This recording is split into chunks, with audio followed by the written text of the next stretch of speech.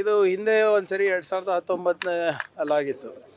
ಆದರೆ 2019ನಲ್ಲಿ ಏನು 8 ಲಕ್ಷ ಕ್ಯೂಸೆಕ್ ಬಂದಿತ್ತು, ಅದು ನಿರಂತರವಾಗಿ ಬಂದಿಲ್ಲ ಅಥವಾ ಅಲ್ಪಾವಧಿನಲ್ಲಿ ಬಂದಿಲ್ಲ. ಈಗಾಗಲೇ ಅದರ ಅರ್ಧ ಅಷ್ಟು, ಸುಮಾರು 3.55 ಲಕ್ಷ ಕ್ಯೂಸೆಕ್ ನೀರು 5-6 ದಿನದಲ್ಲಿ ಬಂದುಬಿಟ್ಟಿದೆ. ಆಮೇಲೆ ಎಲ್ಲ ಕಡೆ ನಮ್ಮ ತಾಲೂಕುಗಳಲ್ಲಿ ಆರೆಂಜ್ ಅಲರ್ಟ್ ಘೋಷಣೆ ಆಗಿದೆ. ಮತ್ತು ಮಹಾರಾಷ್ಟ್ರದಲ್ಲಿ ಸೀನಾ ನದಿ ವ್ಯಾಪ್ತಿನಲ್ಲಿ ಬರ್ತಾ ಇರುವಂಥ ಹಳ್ಳಿಗಳಲ್ಲಿ, ತಾಲೂಕುಗಳಲ್ಲಿ ರೆಡ್ ಅಲರ್ಟ್ ಘೋಷಣೆ ಆಗಿದೆ. ಸೊ ಹೆಚ್ಚಿನ ನೀರು ಅಲ್ಲಿಂದನೇ ಬರ್ತಾ ಇರೋದು. ನಮಗೆ ನಮ್ಮ ಮಾಹಿತಿ ಏನಿದೆ ಅಂದರೆ, ಯಾವತ್ತೂ ಕೂಡ ಕಳೆದ 50 ವರ್ಷದಲ್ಲಿ ಸೀನಾ ನದಿಗೆ ಇಷ್ಟು ದೊಡ್ಡ ಮಟ್ಟದಲ್ಲಿ ನೀರು ಭರ್ತಿ ಆಗಿರಲಿಲ್ಲ. ಸೊ ಅದ್ರ ಕ್ಯಾಸ್ಕೇಡಿಂಗ್ ಎಫೆಕ್ಟು ಇವತ್ತು ಭೀಮಾ ನದಿಗೆ ನಮ್ಮ ಭಾಗದಲ್ಲಿ ಆಗ್ತಾಯಿದೆ. ಸೊ ನಾವು ಮಹಾರಾಷ್ಟ್ರದವ್ರ ಹತ್ರ ನಿಕಟ ಸಂಪರ್ಕವನ್ನು ನಾವು ವಹಿಸ್ಕೊಂಡು ಅದರ ಮಾಹಿತಿ ತೊಗೊತಾ ಇದ್ವಿ. ಆದರೆ ನಮ್ಗೆ ಸೂಕ್ತವಾದಂಥ ಮಾಹಿತಿ ಸಿಗ್ತಾ ಇರಲಿಲ್ಲ. 20,000 ಕ್ಯೂಸೆಕ್ ಬಿಡ್ತೀವಿ, 30,000 ಕ್ಯೂಸೆಕ್ ಬಿಡ್ತೀವಿ ಅಂತ ಏಕಾಏಕಿ 50,000 ಕ್ಯೂಸೆಕ್ ಬಿಡೋದು ಎಲ್ಲ ನಡೀತಾ ಇತ್ತು. ಸೊ ಅದಕ್ಕೆ ಈಗ ಸೆಂಟ್ರಲ್ ವಾಟರ್ ಕಮಿಷನಿಂದನೇ ನಾವು ಪ್ರತಿ 12 ತಾಸು ನೇರವಾಗಿ ಮಾಹಿತಿಯನ್ನು ತೊಗೊಳೋದಕ್ಕೆ ಆಗ್ರಹ ಮಾಡಿದ್ದೀವಿ. ಅದನ್ನು ಒಪ್ಕೊಂಡು ಅವ್ರು ಕೊಡ್ತಾ ಇದ್ದಾರೆ. ಮತ್ತು ಇಲ್ಲಿ ಲೋಕಲ್ನಲ್ಲಿ ನಾವು ಎಲ್ಲಿ ಮುಳುಗಡೆ ಆಗ್ತಾ ಇದೆ ಆ ಹಳ್ಳಿಗಳಿಗೆ ನಾವು ಮುಂಚಿತವಾಗಿ ಏನು ಅವರಿಗೆ ಡಂಗೂರ ಓಡಿಸೋದಾಗಲಿ ಮತ್ತು ಅವರಿಗೆ ಯಾವ ರೀತಿ ಜಾಗೃತರು ಮಾಡಬೇಕು ಅವೆಲ್ಲನೂ ನಾವು ಮಾಡ್ತಾಯಿದ್ವಿ. ಹಲವಾರು ಕಡೆ ಕಾಳಜಿ ಕೇಂದ್ರಗಳನ್ನು ನಾವು ಮಾಡಿದ್ದೇವೆ.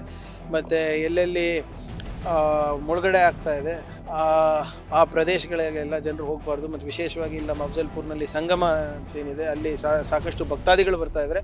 ಅವ್ರಿಗೆ ಕೂಡ ನಾವು ಮನವಿ ಮಾಡ್ಕೊಂಡಿದ್ದೀವಿ, ಒಂದು 8 ದಿನ ತಾವು ಅಲ್ಲಿ ಪ್ರವಾಸ ಮಾಡಬಾರ್ದು ಅಂತ. ಸೊ ಹಾಗಾಗಿ ಎಲ್ಲನೂ ಪೂರ್ವಭಾವಿ ಸಿದ್ಧತೆ ನಾವು ಮುಂಚೆಯಿಂದ ಮಾಡ್ಕೊಂಡಿದ್ದೀವಿ. ಈಗಲೂ ಕೂಡ ನಡೆದಿದೆ, ನಿರಂತರವಾಗಿ ನಡೆದಿದೆ. ಆದರೆ ಇದು ಸಂಪೂರ್ಣವಾಗಿ ನಮ್ಮ ಕೈನಲ್ಲೇ ಇರಲಾರ್ದ ಕಾರಣ ಸೆಂಟ್ರಲ್ ವಾಟರ್ ಕಮಿಷನ್ ಅವರಿಗೆ ಮತ್ತು ಕೇಂದ್ರ NDRF ಅವರಿಗೆ ಕೂಡ ನಾವು ಸಹಕಾರವನ್ನು ಕೇಳಿದ್ದೇವೆ. ಸೊ ಅವರೇನು ಸಹಕಾರ ನೀಡ್ತಾ ಇದ್ದಾರೆ, ಅದರ ಪ್ರಯುಕ್ತವಾಗಿ ನಾವು ರಾಜ್ಯ ಸರ್ಕಾರದಿಂದ ಕ್ರಮವನ್ನು ನಾವು ವಹಿಸ್ಕೊತಾ ಇದ್ದೀವಿ. ಇನ್ನೂ ಹೆಚ್ಚಾಗುತ್ತೆ. ಈಗ ನಾನು ಹೇಳ್ದಂಗೆ ನಮ್ಮ ಶನಿವಾರ ಮತ್ತು ರವಿವಾರ ಎರಡೂ ಕೂಡ ನಮ್ಮ ಕಡೆ ಆರೆಂಜ್ ಅಲರ್ಟ್ ಇದ್ದರೆ, ಮಹಾರಾಷ್ಟ್ರದಲ್ಲಿ ರೆಡ್ ಅಲರ್ಟ್ ಇದೆ.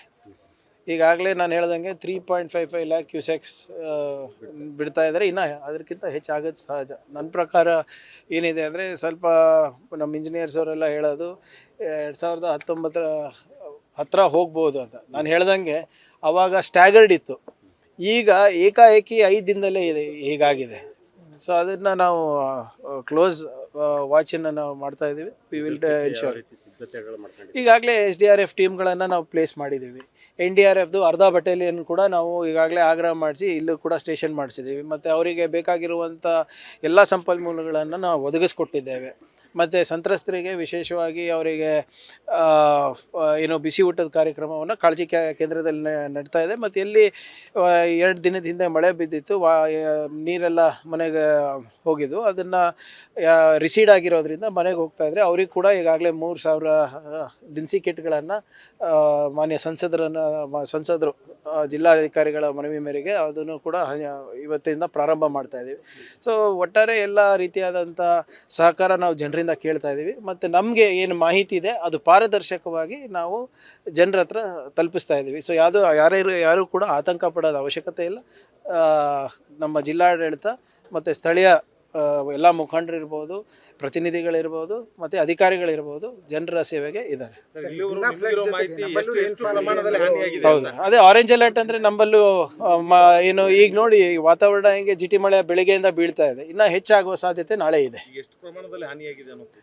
ಇಲ್ಲಿ ನೋಡಿ, ಇಷ್ಟು ಬೇಗ ನಾವು ಮಾಡಲಿಕ್ಕಾಗಲ್ಲ. ಈಗ ತಮ್ಗೆ ಗೊತ್ತಿರೋ ಹಾಗೆ ಸೆಪ್ಟೆಂಬರ್ 15ರವರೆಗೂ ನಾವೇನು ಇಂಟ್ರಿಮ್ ರಿಪೋರ್ಟನ್ನು ನಾವು ತೊಗೊಂಡಿದ್ವಿ. ಆವಾಗ 1,05,000 ಹೆಕ್ಟೇರ್ ನಾಶ ಆಗಿತ್ತು ಅಗ್ರಿಕಲ್ಚರ್ದು ಅಂತ ನಮಗೆ ಇಂಟ್ರಿಮ್ದು. ಅದನ್ನು ಖಚಿತ ಆಗಿರಲಿಲ್ಲ, ಯಾಕಂದರೆ ಏನಾನು ಕೂಡ ಜಂಟಿ ಸರ್ವೆ ನಡೆಯುತ್ತೆ. ಇದು ಓವರಾಲ್ ಇವಾಗ ಏನೂ ಹೇಳೋಕ್ಕಾಗಲ್ಲ ಸರ್. ಹೊಲಕ್ಕೆ ಹೋಗೋಕ್ಕಾಗ್ತಾ ಇಲ್ಲ, ಮತ್ತಿನ್ನು ಬಿಸಿಲು ಬಿದ್ದ ಮೇಲೆ ಮತ್ತೆ ಇನ್ನಷ್ಟು ಒಣಗ್ತಾವ.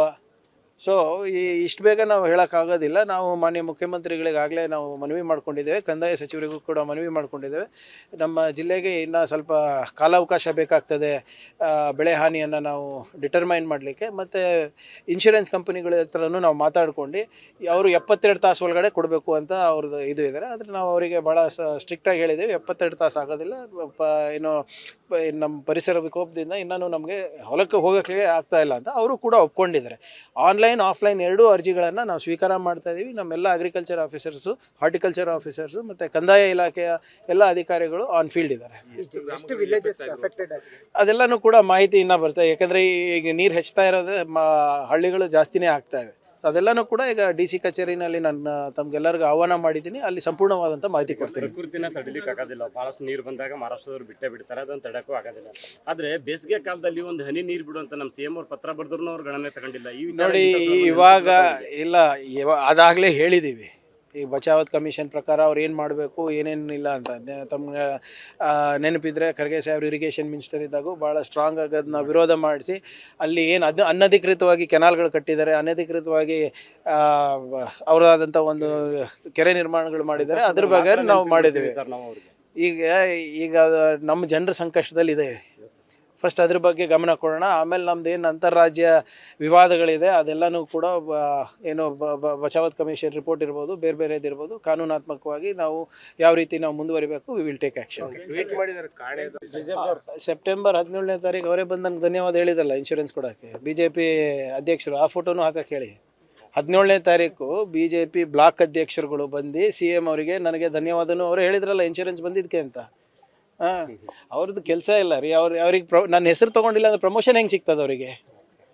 ಈಗ 15th ಇಲ್ಲಿದ್ದೆ, 16th ಇಲ್ಲಿದ್ದೆ, 17th ಇದ್ದೆ, ಇವತ್ತೇನು 26th, 27th ಇಲ್ಲೇ ಇದ್ದೀನಿ. ಈಗ ಈಗ ನನ್ನ ಹೆಸರು ಜಪ ಮಾಡಿಲ್ಲ ಅಂದರೆ ಅವ್ರಿಗೆ ಪ್ರಮೋಷನ್ ಸಿಗಲ್ಲ. ಬಿಟ್ಬಿಡಿ ಅವರಿಗೆ ನೀವು ಅವ್ರು ಬೆಳಿಬಾರ್ದಂತೀರಾ ಪಾಪ ಪೊಲಿಟಿಕಲ್ಲಿ. ನೀವು ಅವ್ರ ವಿರೋಧಿ ಇದ್ದೀರಾ. ಅವ್ರು ನನ್ನ ಹೆಸರು ಮಾಡಲಿ, ಅದಕ್ಕೇನು ಅವ್ರ ಕೆಲಸನೇ ಅದು ಅಲ್ಲ. ಈಗ ಅವ್ರ ಅಧಿಕಾರದಲ್ಲಿದ್ದಾಗ ಎಷ್ಟು ಕೊಡಿಸಿದ್ರು ಇನ್ಶೂರೆನ್ಸು, ಎಷ್ಟು ಕೊಡಿಸಿದ್ರು, ಇನ್ಪುಟ್ ಸಬ್ಸಿಡಿ ಎಷ್ಟು ಕೊಡಿಸಿದ್ರು, MSP ಎಷ್ಟು ಕೊಡಿಸಿದ್ರು, ಎಲ್ಲ ಅದ್ರ ಬಗ್ಗೆ ಚರ್ಚೆ ಮಾಡೋಣ ಬನ್ನಿ. ಯಾರು ಬೇಡ ಅಂದಿದ್ದಾರೆ?